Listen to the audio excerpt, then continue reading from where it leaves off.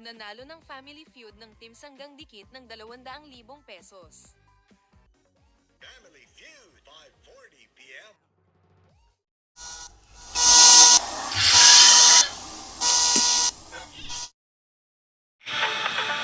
Welcome to my episode that is called Nagmamano pa.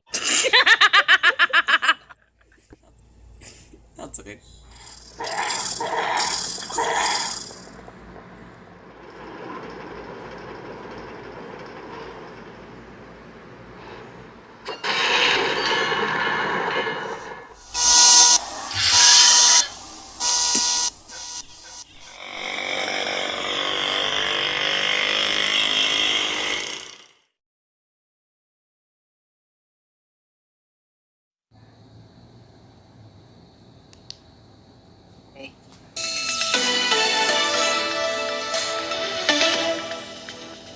This is DW News. These are our top stories. Gaza officials say that an Israeli airstrike has killed at least 8 Palestinians, including 6 children, while they collected water from a distribution center. Israel says it has intended to target militants in the area. According to the Gaza Health Ministry, more than 130 Palestinians have been killed in Gaza over the weekend. German Chancellor Friedrich Merz says the German economy would be hit hard if Donald Trump follows through on his threat to impose 30% tariffs on the European Union. Merz said that the threat was a negotiating tactic and that he would work with other EU leaders to reach a trade deal with the White House. President Trump says that the U.S. will send Patriot air defense missiles to Ukraine. He said that they will be paid for by the European Union. Nearly 2 weeks ago, Washington paused Patriot shipments amid concerns that the U.S. stockpiles were running too low. This is DW News from Berlin. More on the website dw.com.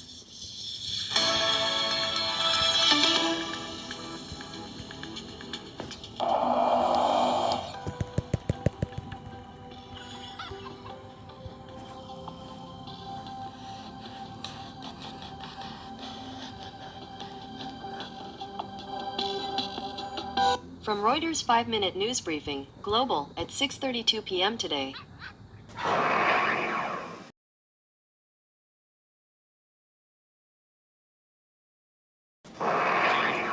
Trump's tariffs trigger confusion and billions of dollars in revenue.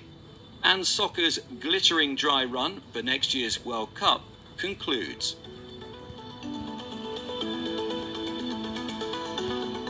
It's Monday, July the 14th.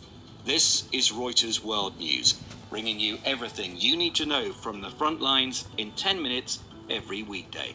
I'm David Spencer in London.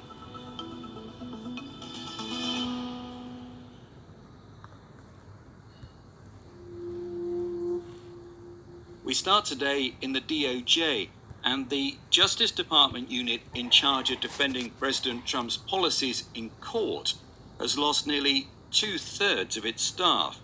That's according to a list seen by Reuters. 69 of the roughly 110 lawyers in the federal programs branch have voluntarily left the unit since Trump's election or have announced plans to leave.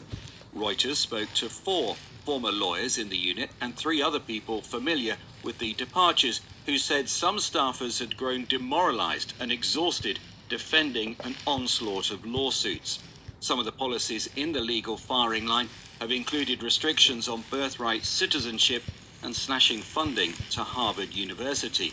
The Trump administration has broadly defended its actions as within the legal bounds of presidential power and has won several early victories at the Supreme Court. A White House spokesman told Reuters that Trump's actions were legal and declined to comment on the departures. Donald Trump says he will send Patriot air defense missiles to Ukraine, saying they're necessary for Kyiv's protection. Because they do need protection, but the European Union is paying for it. We're not paying anything for it.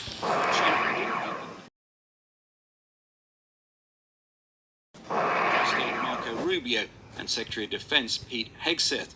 NATO hasn't provided a reason for the visit, but Trump recently suggested the US would be willing to supply weapons to Ukraine via NATO and that he'd be making a major statement about Russia today. South Korea is preparing to order all airlines there to examine fuel switches in its Boeing aircraft. The fuel switch locks are now the focus of the investigation into last month's Air India Dreamliner crash. A preliminary report found that moments before the plane came down, the fuel was cut off to both engines. A document seen by Reuters shows the US FAA and Boeing saying that the locks are safe. Abhijit Ganapavaram is in New Delhi and following this story. The biggest question that is being asked is whether the switches were moved intentionally by mistake or if it was an electrical failure. There has been a lot of speculation on social media among pilots, among experts as well. But a lot of aviation safety experts are stating that it is impossible to move the switches accidentally, and no pilot in his right mind would move the switches deliberately, because at such a crucial stage of the flight when the plane is just taking off, if the fuel supply to the engine is just cut off, it would be very, very hard to recover from that. How long will it take to fully understand what happened then? So the report has pointed to the movement of engine switches and said that is likely what led to the loss of thrust. Now, there are no other plausible theories that have come out from the report. We'll have to wait for the final investigation to see what actually led to the crash. President Trump is threatening to impose a 30% tariff.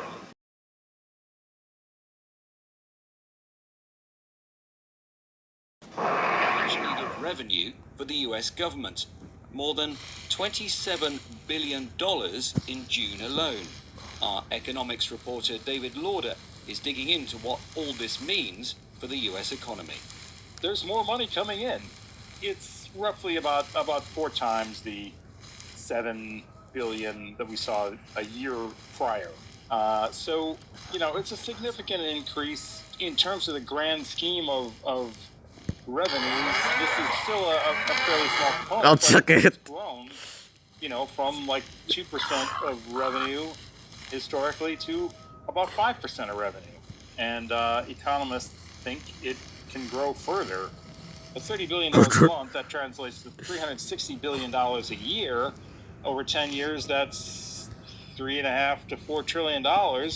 That's kind of the territory of what the One Big Beautiful Bill cost in terms of increasing the deficit for all those tax cuts.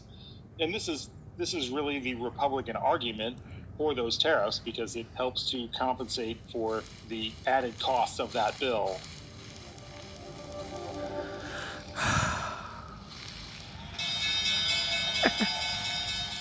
The House of Representatives has dubbed this week Crypto Week. Carmel Crimmins is here to explain why. So the House is set to pass a series of bills this week that will bring the crypto industry a step closer to the mainstream. And investors are betting that these policy wins will mean more investment dollars, propelling Bitcoin to record highs. The most notable bill is one that would establish a regulatory framework for stablecoins.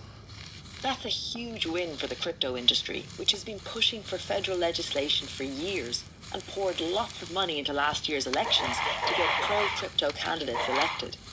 You can hear all about that bill in a recent episode of my podcast, Reuters Econ World.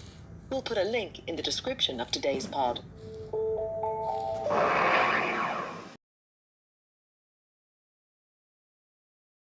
Spider, Reuters 5-minute news briefing, Reuters World News in 10 minutes every weekday. Summer. And I think that what FIFA can learn about it is for next year, they will have 4 domed stadiums, stadiums that are covered in Dallas, Texas, Los Angeles, and Atlanta. So they to use those covered stadiums to host this early afternoon games. Anything that we saw in this Club World Cup that we might see elsewhere or at the World Cup next year? Yeah, I think that the referee cam was something brilliant. It was amazing because we had the access immediately, and you see the angle from the referee, not only for Hey, debatable Saya. or a controversial decision, but actually watching from the eyes of the referee a brilliant goal.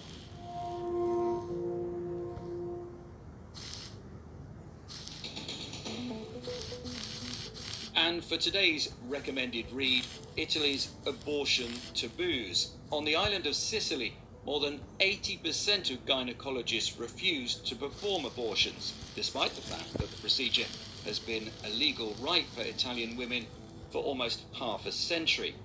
The local government in Sicily recently passed a law in a secret ballot requiring all public hospitals to create dedicated abortion wards and hire staff willing to provide the service.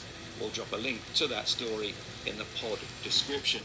For more on any of the stories from today, check out Reuters.com or the Reuters app. Don't forget to follow us on your favourite podcast player. We'll be back tomorrow with our daily headline show.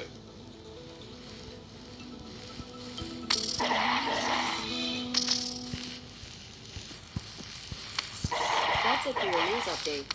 To see more stories, open Google News.